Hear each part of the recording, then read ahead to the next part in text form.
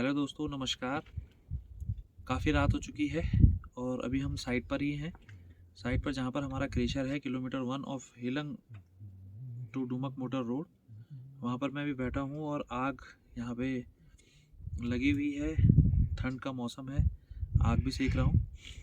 तो आज मैं अपने इस ब्लॉग में आपको बताना चाहता हूँ कि हम क्वालिटी कंट्रोल कैसे करें साइट पर, और जो भी टेस्ट हम करते हैं साइट पर फॉर द क्वालिटी कंट्रोल, तो उसका रजिस्टर हम कैसे मेंटेन करते हैं, जो क्यूसी रजिस्टर के नाम से जिसे बोला जाता है। तो उस क्यूसी रजिस्टर को कैसे मेंटेन करते हैं, उस क्यूसी रजिस्टर का मैं आपको प्रत्येक पेज दिखाऊंगा, उसमें किया गया प्रत्येक टेस्ट आपको दिखाऊंगा इस ब्लॉग में।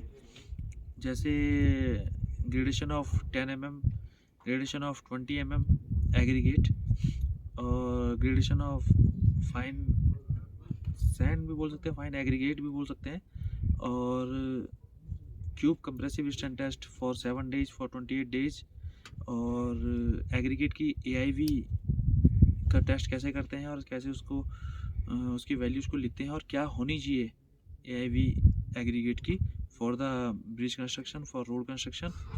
ये चीज़ हम आपको आज इस ब्लॉग में दिखाएंगे, और देन आफ्टर उसके बाद हम आपको अगले ब्लॉग में साइट पे लेके जाएंगे और वहाँ पे इन टेस्टों को प्रैक्टिकल करके दिखाएंगे। तो आज हम यही दिखाएंगे कि फ़ाइल कैसे मेंटेन करनी है, रजिस्टर कैसे मेंटेन करना है, QCR। सो दिखाने से पहले इंट्रो, और उसके बाद आपको QC रजिस्टर दिखाते हैं।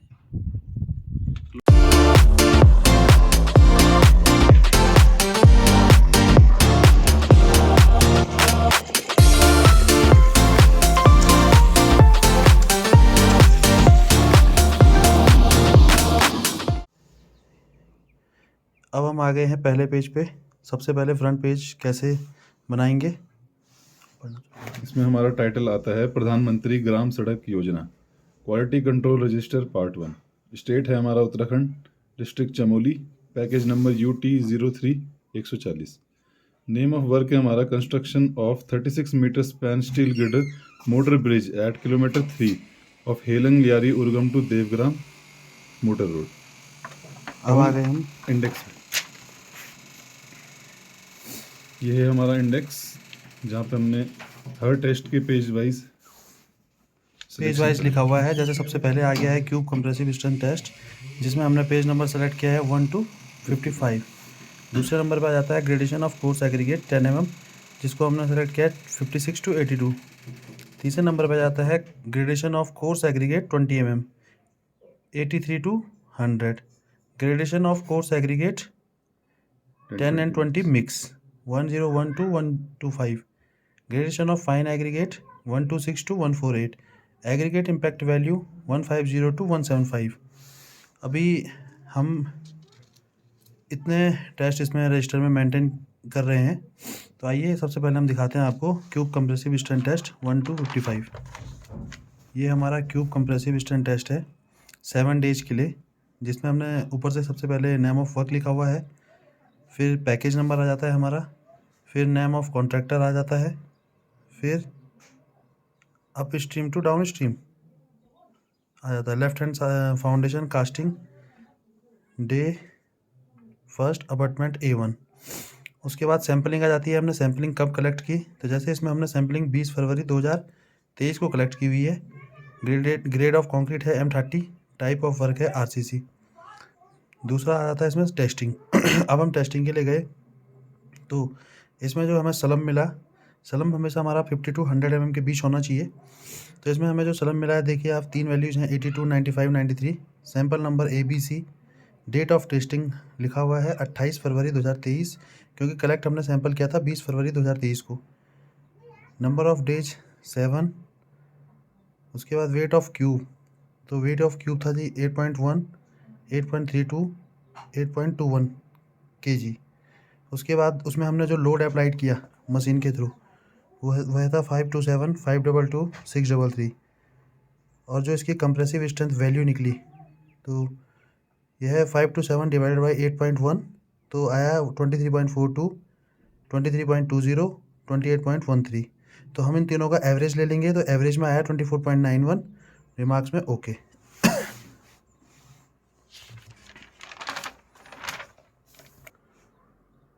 उसके बाद देख सकते हैं नीचे साइन हो जाएंगे test conducted by contractor, lab assistant जो साइट पर हमारा लैब असिस्टेंट होगा, और चेक बाय जो क्लाइंट होंगे।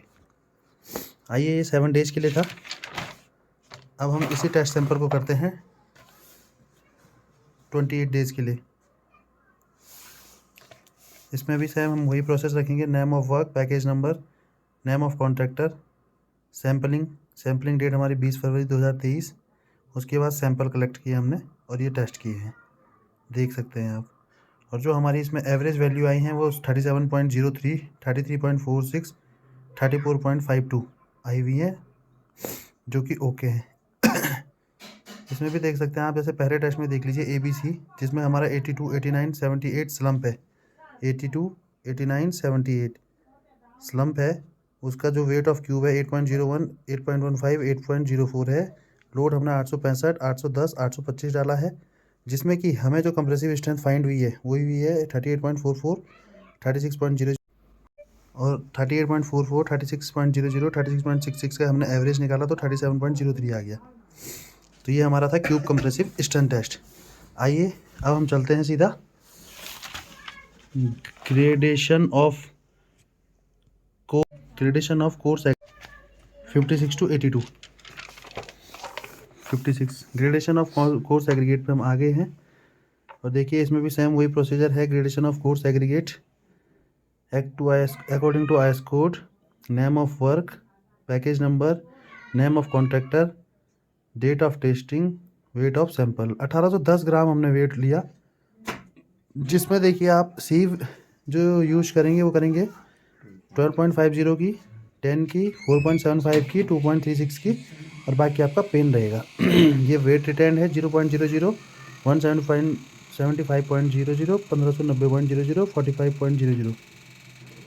उसके बाद परसेंटेज ऑफ वेट रिटेंड निकाल देते हैं। उसके बाद हम निकालते हैं क्यूमुलेटिव ऑफ वेट रिटेंड।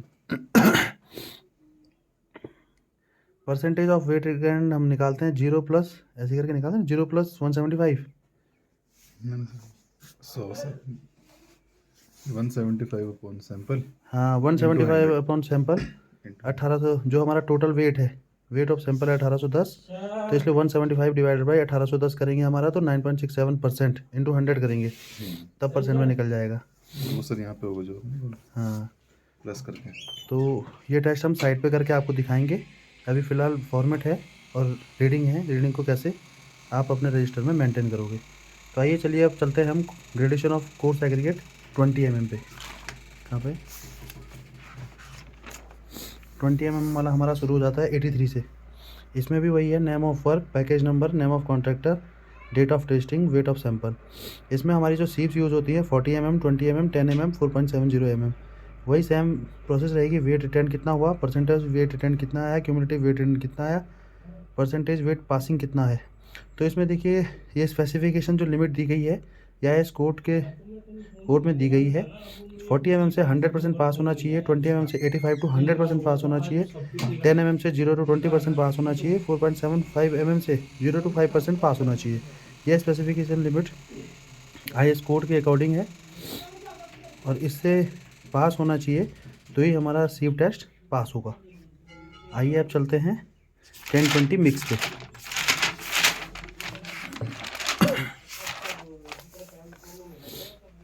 ये है 10-20 mix, same processor, name of work, package number, name of contractor, date of testing, weight of sample. Sieve इसमें यूज होंगी 40, 20, 10, 4.75 और पैन। स्पेसिफिकेशन लिमिट इसके सबसे किनारे पे दी गई है 100, 90 to 100, 25 to 55, 0 to 10। तो ये टेस्ट अब सारे आपको साइड पे करके दिखाएंगे। अभी ये है और अब ले चलते हैं हम आपको फाइन एग्रीगेट के लिए। ये आ गया है ग्रेडेशन ऑफ फाइन एग्रीगेट। इसमें भी सेम प्रोसेस रहेगा, name of work, package number, name of contractor, date of testing, weight of sample. Weight of sample देख लो 816.00 ग्राम लिया हुआ है। इसमें जो सीव यूज होती हैं वो होती हैं 10 mm, 4.75 mm, 2.36 mm, 1.18 mm, 600 micron, 300 micron, 150 micron, 75 micron. और इसमें वेट परसेंटेज, उसके बाद percentage weight return, cumulative of weight return, percentage weight passing और स्पेसिफिकेशन लिमिट देख सकते हैं आप 100, 90 to 100, 60 to 95, 30 to 75, 15 to 34, 5 to 20, 0 to 10, 0 to 5। यह ग्रेडेशन फॉर फाइन एग्रीगेट के लिए स्पेसिफिकेशन लिमिट आईएस कोड द्वारा दी गई है। और अब ले चलते हैं हम आपको एआईवी की तरफ।